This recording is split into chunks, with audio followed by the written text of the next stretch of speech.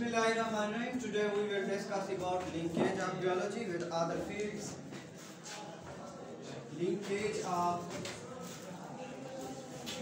biology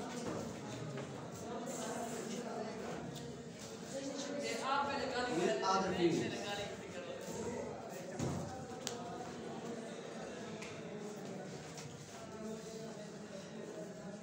In your book, there are 5 other fields are discussed which are linked with biology. Those fields which are necessary to understand the biology, these are: number 1, biophysics;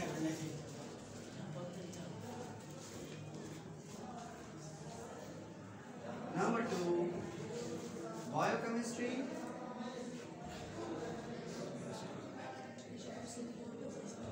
number 3, biometry or biomathematics;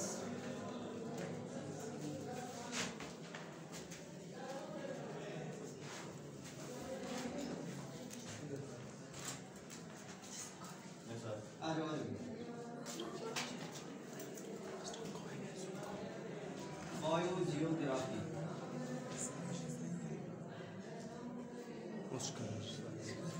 number 5 है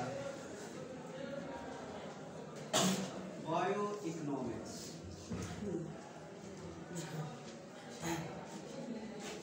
First of all, biophysics. वो field biology का जिसमें आप physics की rules को, physics की techniques को biology को अंडरस्टैंड करने के लिए पढ़ते हैं, उस फील्ड को क्या नाम दिया जाता है भाई? बायोफिजिक्स.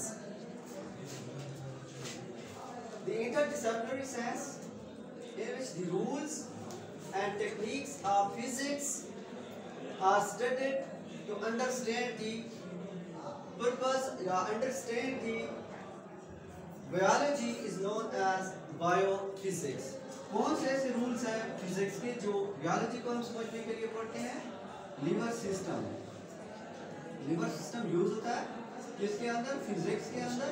तो इसी को देख के जो है हम एनिमल्स के अंदर भी अंडरस्टैंड कर सकते हैं लिम्बिक सिस्टम को.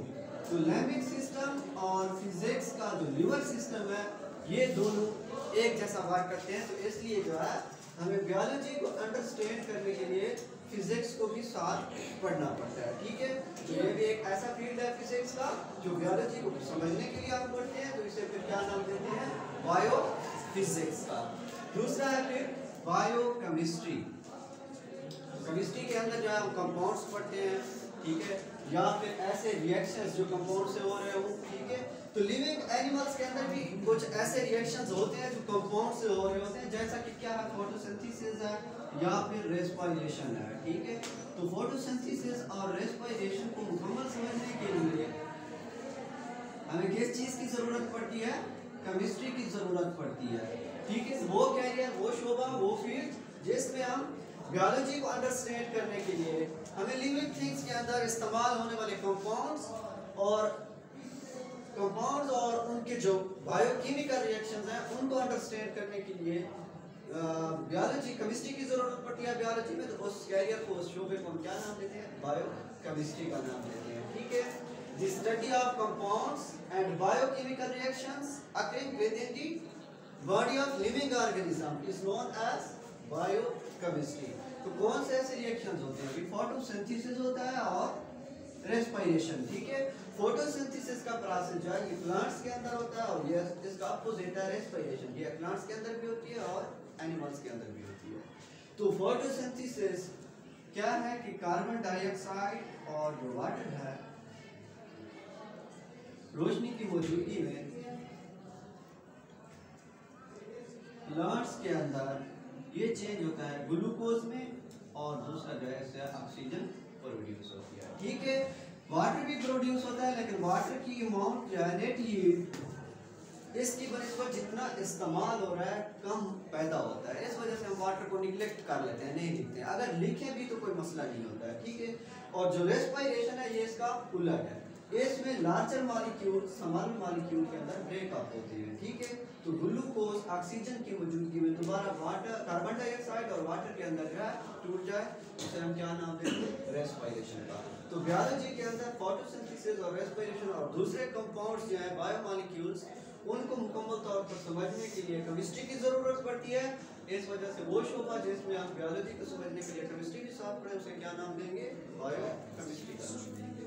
फिर इसके बाद है bio mathematics. So mathematical techniques and tools are also used in biology. To understand these tools of mathematics and techniques of mathematics in biology is known as biomathematics. कौन से ऐसे tools हैं? तो मोस्टली जो है biology के अंदर data को एनालाइज करने के लिए जो यूज़ करते हैं इसका, वो रेशियो और प्रोपोर्शन है। तो इससे जो है अगर सपोज आपको आप एक्सपेरिमेंट करते हैं किसी चीज़ के ऊपर, ठीक है, जैसा कि दूसरे चैप्टर के अंदर हम पढ़ेंगे मलेरिया के ऊपर है, ठीक है, मॉस्किटोज का। तो उसमें जो है अगर 100 पेशेंट आप तजर्बा करना चाहते हैं, उसको मॉस्किटो से फाइट करवाना है, 70 उसमें से पेशेंट हो गए, बाकी जो है 30 हेल्दी है। टोटली कितने थे? 100। कितने रेशो आई है इसकी? मतलब कि नॉर्मल और एबनॉर्मल की कितनी रेशो है? तो इसको समझने के लिए जो हमें किस चीज़ की ज़रूरत पड़ती है? मैथ की ज़रूरत पड़ती है। इस वजह से बायोलॉजी को मुकम्मल समझने के लिए मैथमेटिक्स की भी ज़रूरत पड़ती है, ठीक है। लास्ट इसके सेकंड लास्ट इसके बाद फिर bio geography, the occurrence and distribution of different species of live organisms, living organisms in the different regions of the earth is known as biogeography. कि ऑर्गेनिजम्स की मुख्तलिफ स्पीशीज मुख्तलिफ रीजन्स के ऊपर जब रह रही होती हैं, तो उसको मुकम्मल तौर पर अंडरस्टैंड किस चीज़ के जरिए हम करते हैं? बायोजियोग्राफी के तहत करते हैं, ठीक है। तो इससे इजीली जो है ऑर्गेनिजम्स की स्पीशीज की जो कैरेक्टरिस्टिक्स होती हैं उसका पता चल सकता है। जैसा कि जो पोलर रीजन होते हैं वहाँ पे सिर्फ क्या रह सकता है? पोलर बेयर रह सकता है, पोलर रीजन। तो क्या होंगे? पोलर एनिमल ही रहेंगे ना पोलर रीजन के अंदर। या फिर इसी तरह से क्या है? डेजर्ट हो, डेजर्ट जो है सहरा वगैरह, तो इसमें डेजर्ट एनिमल ही रह सकते हैं, ना कि पोलर बेयर वगैरह, ठीक है। तो इससे जो है ऑर्गेनिजम्स की कैरेक्टरिस्टिक्स का भी इजीली पता चल सकता है जब हम अंडरस्टैंड करते हैं किसको? मुकम्मल तौर पर जियोग्राफी को। तो जियोग्राफी जो है हमें मदद देती है बायोलॉजी को मज़ीद अंडरस्टैंड करने में। फिर इसके बाद है बायो इकोनॉमिक्स, लास्ट वन है। तो बायो इकोनॉमिक्स जो है इसमें हम इकोनॉमिकल पॉइंट ऑफ व्यू के बारे में पढ़ते हैं। क्या अगर कोई आपने फॉर्म बनाया है, उस पर लॉस किया है, फिर उसे बेचा है या फरोख्त किया है, फिर उसमें आपसे नफा हुआ या आपको नुकसान हुआ, तो ये कैसे हमें पता चलेगा? तो ये पता चलता है इकोनॉमिक्स से, ठीक है। तो इकोनॉमिक्स भी बायो के साथ क्या है?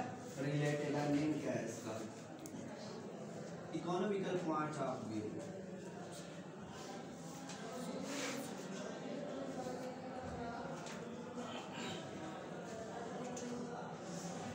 वो कैरियर जिसमें हम बायोलॉजी को इकोनॉमिकल पॉइंट ऑफ व्यू से पढ़ते हैं, उसे क्या नाम देंगे?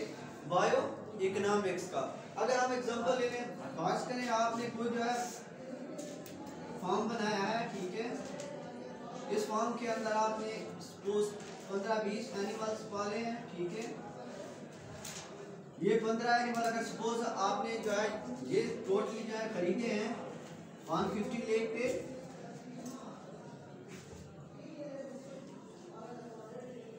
सही है, 150 लाख के ये टोटली एनिमल्स खरीदे हैं और इन पे फिर जो है आप कह सकते हैं कि 50,000 और आपने क्या किया है, मजीद जो है इस पे मजीद खर्चा किया है, ठीक है। फिर आपने इनको जो है बेचा है कितने का? 170 लाख का। तो आया इसमें आपको जो है नफा हुआ है या नुकसान हुआ है, ठीक है। तो इस तरह की चीज़ को अंडरस्टैंड करने के लिए हमें किस चीज़ की ज़रूरत पड़ती है? बायो इकोनॉमिक्स की, ठीक है। अगर हमारी वीडियो पसंद आई हो तो सब्सक्राइब कीजिएगा।